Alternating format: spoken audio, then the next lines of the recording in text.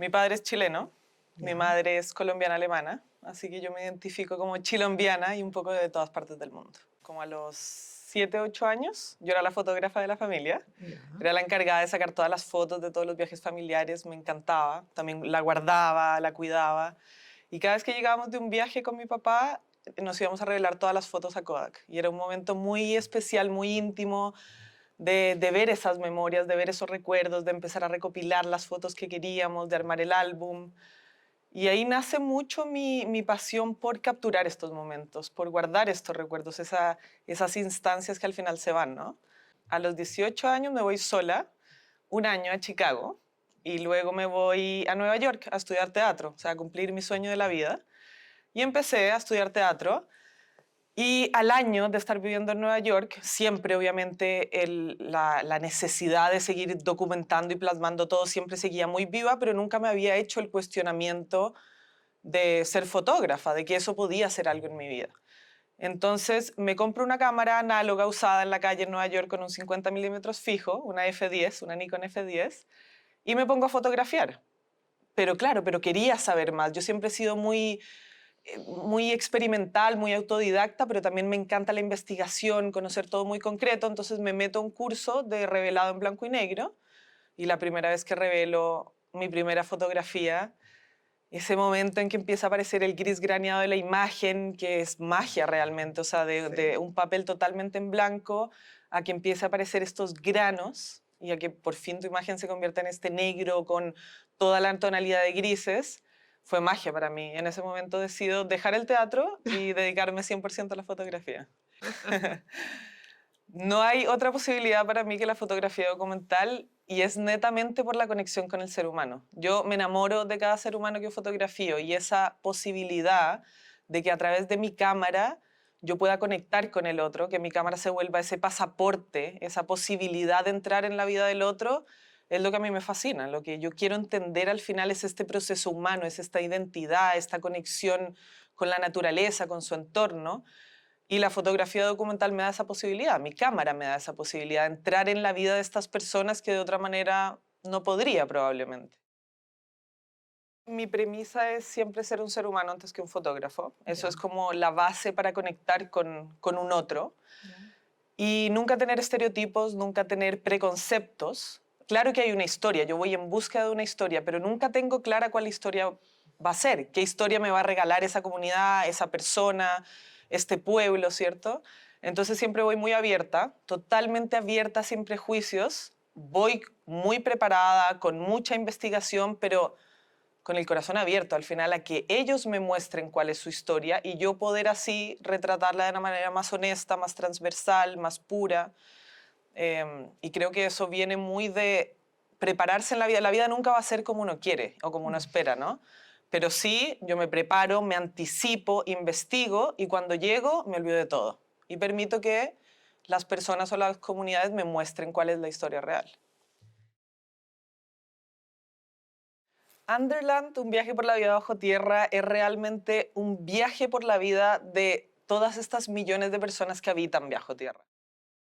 60 millones de personas habitando hoy en día activamente en diferentes lugares del mundo que viven en cuevas subterráneas o en casas subterráneas bajo tierra. Yo estaba viviendo y viajando en una campervan en Australia y cruzando el desierto Simpson, el desierto australiano, se me pincha la rueda de la van y aparezco en este lugar súper bizarro, extraño, maravilloso llamado Coober Pedy y obviamente decido quedarme. Yo entre más bizarro, entre más extraño, yo digo, esta historia la tengo que contar.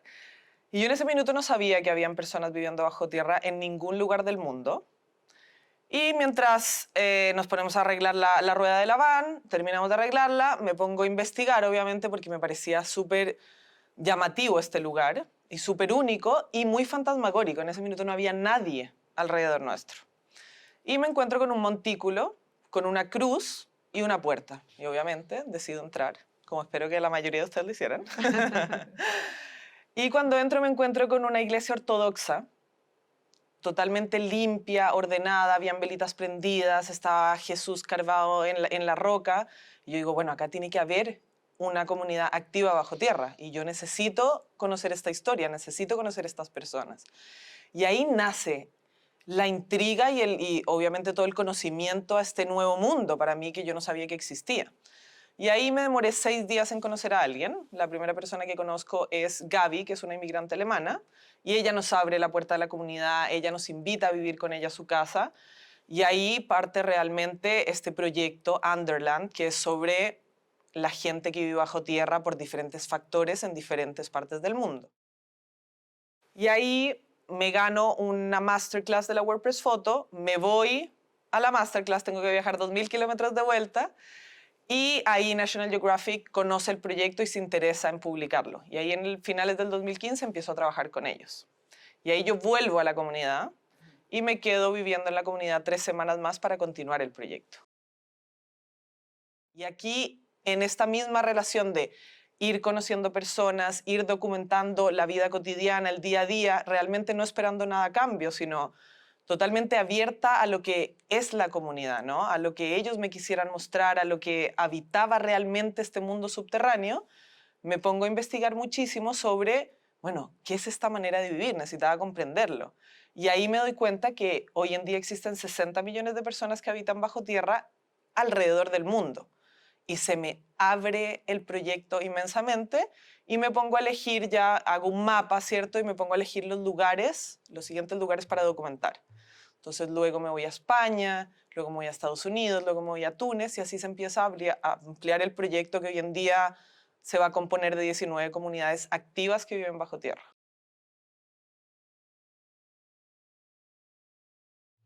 Bueno, en Australia existe un pueblo muy pequeño de 1.450 habitantes aproximadamente, que viven por razones principalmente para esconderse, ¿ya? Estos son 47 nacionalidades diferentes que llegaron después de la Segunda Guerra Mundial. Ellos estaban muy acostumbrados a estar en las trincheras, a obviamente ocultarse ahí, pero también a escapar del calor.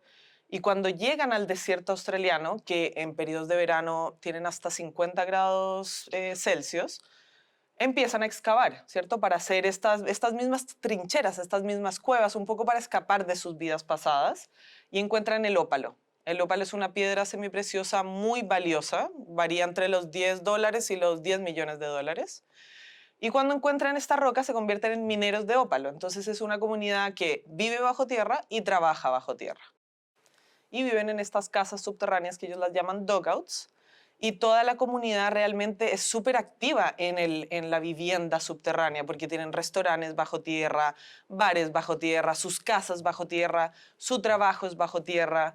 Ellos obviamente se mueven arriba de la tierra para llegar a estos lugares, pero es una comunidad totalmente activa que ha ido perdiendo también un poco su valor identitario porque la nueva generación no quiere seguir viviendo de esta manera, ¿no? Como los recursos son muy escasos, nunca sabes cuándo vas a encontrar el ópalo, es súper riesgoso este tipo de trabajo porque las minas están 30 metros bajo tierra, donde tienen que descender por un hoyo de 1 metro de diámetro, 30 metros para abajo, entonces es claro, es súper arriesgado físicamente, económicamente es muy inestable, entonces toda la nueva generación se ha ido a otras ciudades cercanas y se ha ido perdiendo también esta identidad, ¿no? Y próximamente, en los próximos 10 años, yo creo ya va a desaparecer esta comunidad.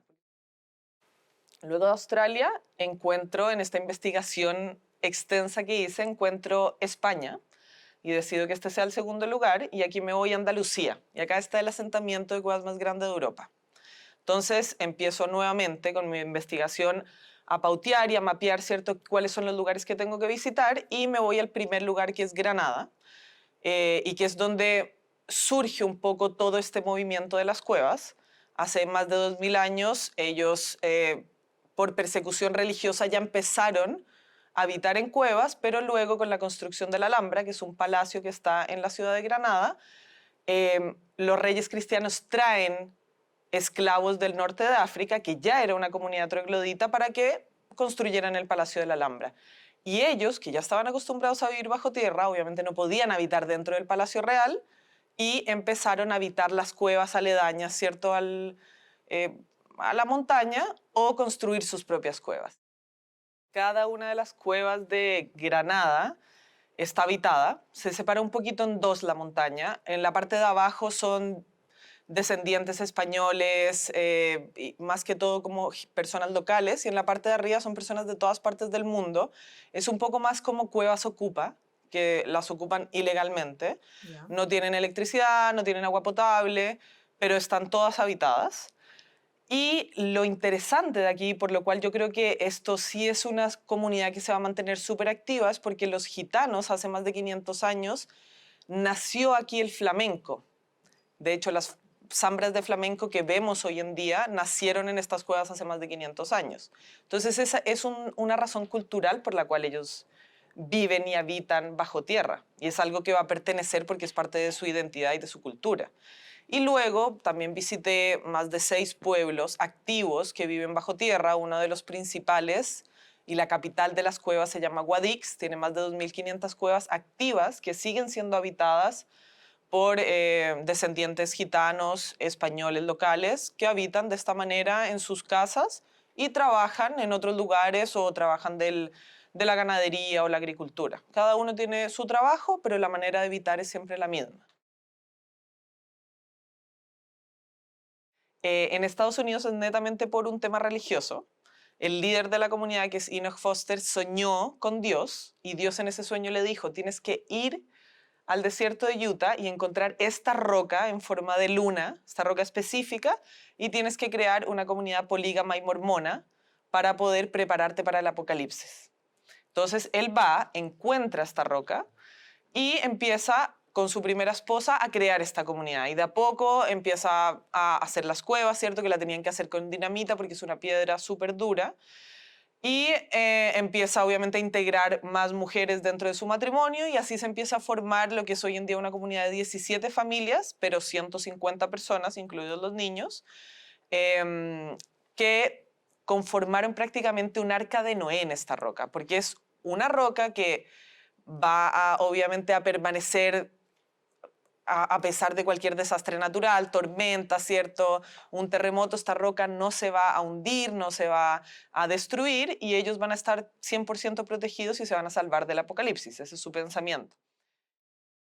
Entonces, hoy en día es una comunidad 100% sustentable, con un pozo de agua potable, con una granja con animales, con paneles solares, y todo se construye directamente en la comunidad. O sea, ellos les llega el correo, va el camión de la basura, pero todo se queda ahí. Ellos tienen homeschooling, tienen su propia iglesia dentro de las cuevas.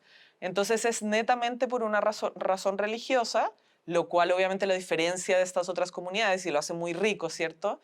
Pero es maravilloso. Al final todos habitan de la misma manera y todos tienen esta sensación de orgullo. Todas estas comunidades, la que hablamos de Australia, España, Estados Unidos, tienen una sensación de orgullo muy grande de habitar de esta manera y de estar tan conectados con la tierra también. En el desierto de Túnez, al Ahí. sur de Túnez, ¿cierto? Ujú. Está toda esta franja maravillosa desértica que está cubierta por olivos. Y ahí las personas, antiguamente hace 2000 años, por persecución religiosa, empezaron a habitar las cuevas naturales en las alturas de las montañas. Y una vez ellos empiezan a descender de las montañas, muchísimas generaciones y cientos de años después, empiezan a habitar y a construir literalmente fosas. Si uno lo ve desde el aire, son cráteres lunares, ¿cierto? Es una manera arquitectónica totalmente diferente de construir las cuevas porque son unas fosas, unos cráteres, ¿cierto? Donde ellos empiezan a construir las cuevas verticalmente, horizontalmente, perdón. Y esto es todo en la zona cercana a la ciudad de Matmata. Hoy en día en Matmata ya no hay cuevas activas de gente viviendo 24/7 en las cuevas, sino que son pueblos aledaños a varios kilómetros, ¿cierto? Donde todavía quedan un par de comunidades activas viviendo bajo tierra. Lamentablemente acá esta comunidad sí está con mucho riesgo de desaparición porque el gobierno les ha estado dando pueblos completos con casas sobre la tierra, casas tradicionales, con agua, con luz, con internet, para que se acabe esta manera troglodita de habitar, ¿cierto? Para que se terminen estas cuevas. Entonces hoy en día hay cientos de comunidades trogloditas que ya están totalmente abandonadas y quedan un par únicamente activas, orgullosas, que quieren seguir viviendo de esta manera y que se negaron también al gobierno de este traslado. Siempre he tenido una muy buena acogida de parte de la gente y yo creo que eso es porque siempre me pongo en la posición de ser un ser humano antes que un fotógrafo. Siempre llego abierta a compartir con la gente, me interesan sus historias, realmente me enamoro de las personas, les doy parte de mi tiempo, les cuento mis historias de vida también y yo creo que eso hace que sea una conexión súper linda, una conexión humana. Al final, yo veo cada persona que voy a documentar como un nuevo amigo que estoy conociendo. Me relaciono de la misma manera con ese otro ser humano que con una persona en mi ciudad. Soy 100% purista, esta exposición no tiene nada de alteraciones, nada de Photoshop en ambos momentos, ¿cierto? No tiene producción en el minuto que yo le diga a la gente qué hacer o que yo altere la imagen de ninguna manera. Lo que ustedes están viendo es 100% la realidad de los hechos, es fotografía documental, no hay alteración de ningún sentido y al mismo tiempo no hay alteración en la postproducción de la imagen, no hay Photoshop, no hay alteración de ninguna manera. Hay cambios básicos de contraste, de saturación, niveles, que son cambios que uno tiene que hacer porque uno trabaja con un archivo original, ¿cierto? Como con un negativo RAW, pero más que eso no hay. Además que National Geographic eso no lo permite tampoco. Hoy en día tengo una lista de más de 19 comunidades activas viviendo bajo tierra. Ya. Recuerda que hay más de 60 millones de personas viviendo bajo tierra hoy en día. Sí. Las siguientes comunidades son México, Turquía, China, Jordania y bueno, un sinfín que ya irán conociendo.